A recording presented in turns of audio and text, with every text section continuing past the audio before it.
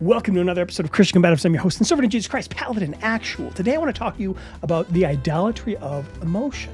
And I want to talk about emotion, particularly in the sense of emotion experienced and elicited within the worship space during a church service, and how emotion can take a place of prominence, a place of this is the metric to determine whether or not God is actually present in a service.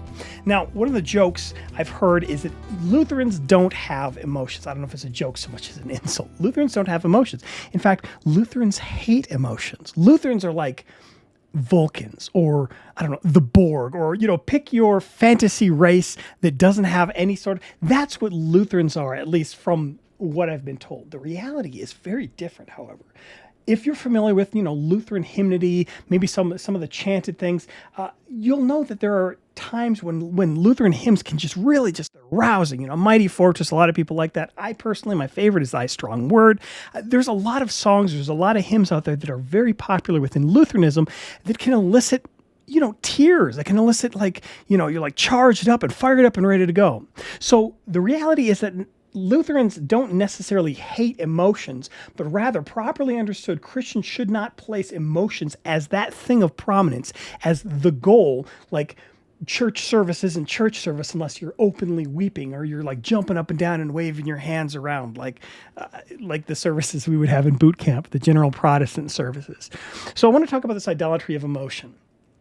And I want to say that emotion itself isn't a bad thing. It isn't bad to have emotional responses to, if you choke up when Psalm 22 is read, or if you feel confidence when Psalm 23 is read. That's a good thing. These are gifts from God. In fact, God writes his word in such a way that sometimes it does elicit an emotional response. But it isn't the emotional response which makes God's word valid. It isn't the emotional response which tells us whether or not something is from God or whether or not God is actually in the worship service. This is unfortunately something that I've encountered with some people. They'll talk about, they'll go to a worship service or whatever, and they'll say that I know that God was there. I felt the Spirit moving there. I felt the presence of God there. I've even gone so far, well, I'd say I've heard so far as people saying that they physically felt the presence of God, the hand on the shoulder, or, they felt the warmth of the Spirit within them and stuff like that.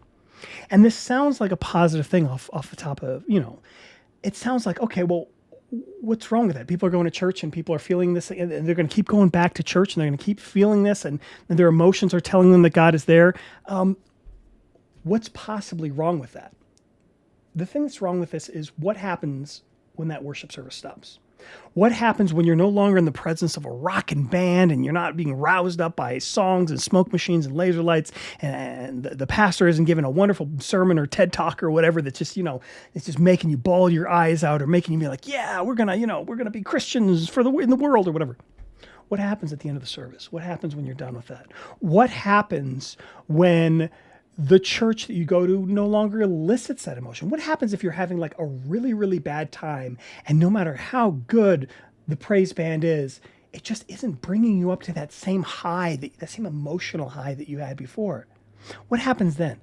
If you had concluded that God was present because you could feel these emotions, because you could feel his presence, if that was your conclusion based on the positive emotions, what is your conclusion based on the negative emotions, or based on the lack of emotions that you're feeling? If God is here because you feel it, then maybe God isn't there anymore when you don't feel it. This is the danger in making your emotions the barometer by which you can judge whether or not God is present, whether or not this is a worship service where the Holy Spirit is rocking and moving and all this other stuff. If you're judging it based on I can feel like inspired, and I feel like the weight of my sin, I feel and I feel and I feel and I feel, and then you don't have those feelings. You can go to somebody else's church. You're like, well, I went to your church. It was a Lutheran church, and you guys sang hymns, and there was a sermon, and it was all biblically accurate, everything like that. But I wasn't feeling roused. Therefore, I'm going to go to my service at my church, which just gets me excited, but maybe it doesn't have as good theology. You start putting emotion above, in a magisterial position above these other things like doctrine. Now, God is present in worship. God is present, but the way that you know that he is present, the way that you know that God is there, that God is with you, is not because you feel him physically or you feel him emotionally, but because he promises to be so. God with us, Emmanuel. God says, I will be with you even until the end of the age. Now, there's specific places that God has promised to be with you as well. For example, God has promised to be with you in the Lord's Supper. This is my body. This is my blood. He has promised to be with you in baptism. In baptism, you are buried with him. He's promised to be with you in confession and absolution, where God gives in John 20 to the disciples of the church the ability to absolve sins. He says, I absolve you all. John 20, he says, if you forgive anyone's sins, they're forgiven. Jesus is giving his forgiveness to be spoken by the church, by the pastors in the church who wield that key. So God is present in the promises, and you can trust in these promises of God because emotions can be manipulated. You can get all hyped up for something where God isn't really present in that. You can get hyped up at a concert, for example. You can go to a completely secular concert. You can go to a concert, some music festival or whatever. It has nothing to do with God. In fact, maybe anti-Christian. And you can feel those same arousing emotions. Like, man, this is like such a great song or whatever. But that doesn't mean that God is present in the lyrics. It doesn't mean that God is approving of the lyrics. And God is present in the same sense that he's present in church. So this is the danger that you have to look out for. You say, well, my emotions can be manipulated. But God is there when he promises to be there because God is trustworthy. God never specifically says, hey, wait until you feel my presence, then you'll know that I'm there. God never tells you to look to your emotions as the metric for whether or not he is present, whether or not he is working. It's like, I don't feel God working in my life, or I do feel God working in my life. That is not a biblical concept at all.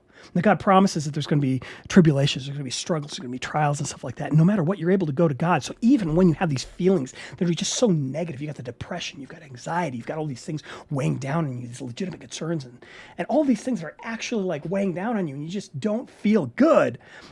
God is still there for you. It's actually more of a comfort that God is there in the promises than God only being there in the emotion, because again, your emotions change, but the promises of God are eternal. The promises of God are going to be kept because God is trustworthy. Now, I wrote about this and I made a comparison between trusting in the emotions to determine whether or not God is present and trusting in physical feeling, whether or not God is present. I talked about St. Thomas the doubter, Thomas the twin, Didymus. Now, Thomas, after the resurrection, is not present with the disciples when Jesus appears to them one time. So they said, Jesus has appeared to us. And he says, I will not believe it unless I put my fingers into the nails, or I guess around here, the nail holes in his hands, and I thrust my hand into his side. I will not believe. Now, I would argue that Thomas is being very irreverent. He's talking about like touching the gore of the crucifixion. Be like, I'm not going to believe. Like, you know how crazy I would have to be to believe that this guy rose from the dead? Like, I would literally have to like not even see him, but like actually not even like touch him on the shoulder. I would actually have to touch the gory wounds of Christ. And unless that happened, I'm just not going to believe. This is Thomas taking his physical experiences, his physical perception, and placing this in a magisterial position. He's not listening to the promises of God that Jesus said that he was going to return in 3 days, but rather he's trusting exclusively in his physical perception. He's trusting in the ability not just to see, but to touch, to feel. And this is how he knows God is present. Now, we look at this story of Thomas and we're like, that wasn't good. When Jesus appeared to Thomas, he said, go ahead, touch the nail holes, put your hand in my side, go and do this. And Thomas, thankfully in faith, responded, my Lord and my God. And Jesus says, blessed are you, you believe because you're seeing, but blessed are those who have not seen and still have believed. It's actually a greater thing for people to have faith without relying explicitly on their physical senses. Now, in as much as your physical senses can be deceived, in as much as your physical senses are limited, the promises of God are not deceptive. They're not limited. If God says he's going to be here in the body and the blood, he's going to be in the Lord's Supper, in the body and in the blood. And in the same way that you would say, it's kind of silly. Like Thomas, it was a bad thing for him to doubt, for him to place all of his beliefs in the physical experience. It is similarly a bad thing for you to doubt and to place all of your beliefs in the emotional experience, to say, I know that God is there when I feel him moving. I know that God is there when I feel him working, when I feel his presence emotionally. Therefore, I know that he's not there when I don't feel these things.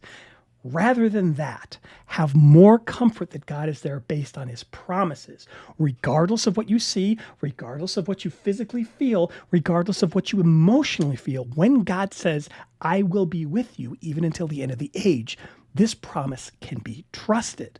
Put your faith in the promises of God, not the emotional experiences which can become an idol instead. I hope that helped you. God bless you and take care.